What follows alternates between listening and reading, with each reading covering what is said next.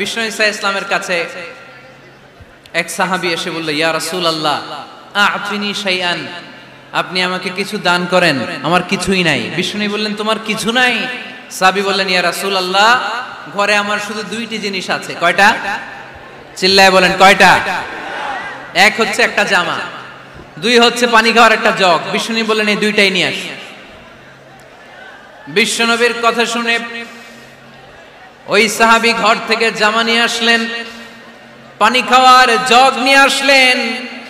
বিশ্বনবী সাল্লাল্লাহু আলাইহি ওয়াসাল্লাম ওনার মুবারক হাত দিয়ে এক হাতে জামা ধরে আরেক হাতে পানির জগটা ধরে সাহাবীদের দিকে উদ্দেশ্য করে বললেন, মাইয়াশতারি হাদাইন, এই দুইটা জিনিস কেনার মতো কে কে আছে দেখি? কয়েকজন হাত তুলল। বিশ্বনবী বললেন, কত দিয়ে কিনবা?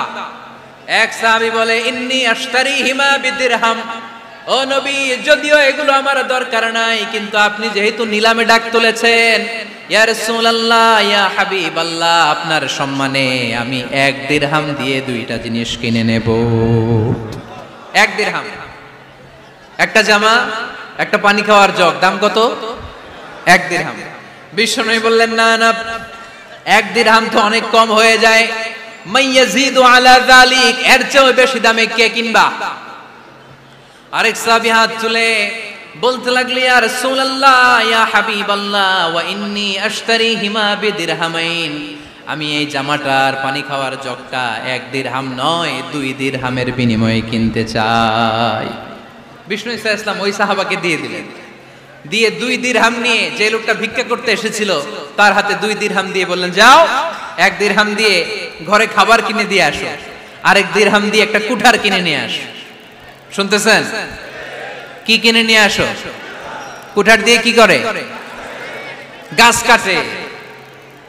ওই সাহাবী কুঠার কিনে নিয়ে আসার পরে বিশ্বনবী নিজ হাতে কুঠারের মধ্যে একটা কাঠের হাতল লাগাই দিলেন। আল্লাহু আকবার!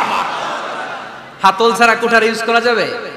বিশ্বনবী নিজ হাতে ওই কুঠারের ভেতরে একটা হাতল লাগাই দিলেন আর বললেন, লা উরিদু আন আরাকা 15 আইয়াম, এই কুঠার নিয়ে জঙ্গলে যাও, গায়ে অনেক শক্তি আছে, কাঠ কাটো, এই কাঠ কেটে বাজারে বিক্রি করো, সামনের 15 দিন যেন আমি আমার চোখের সামনে তোমার না দেখি। বিশ্বনবীর পরামর্শ অনুযায়ী কুঠার নিয়ে ওই সাহাবী জঙ্গলে চলে গেলেন। কাঠ কেটে বাজারে বিক্রি করতে করতে 15 দিন পরে 10 দিরহাম নিয়ে বিশ্বনবীর দরবারে হাজির হয়ে গেলেন। 10 দিরহাম নিয়ে বিশ্বনবীর কাছে হাজির হয়ে গেলেন। সাহাবী এসে বলল, ইয়া রাসূলুল্লাহ এখন আর আমার ভিক্ষা করা লাগে না, আমার গায়ে অনেক শক্তি আল্লাহ দিয়েছে, আই এম ভেরি এনার্জেটিক, আপনার দেয়া বরকতের কুঠার দিয়ে আমি কাঠ কেটে কেটে স্বাবলম্বী হতে শুরু করেছি। সুবহানাল্লাহ পড়েন।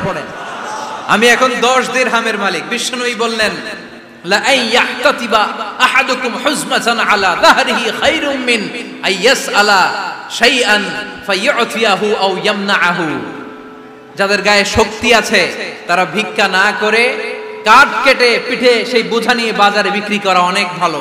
কারণ কারো কাছে যদি তুমি হাত পাতো সে দিতেও পারে, নাও দিতে পারে, আর কষ্ট করলে কষ্ট কোনোদিন বৃথা যায় না। চিল্লায় বলেন ঠিক কিনা? বিষ্ণু ঈসা ইসলামের অনুপ্রেরণায় এই সাহাবা অল্প কিছুদিনের ব্যবধানে স্বাবলম্বী হয়ে গেলেন। What is the moral of the story?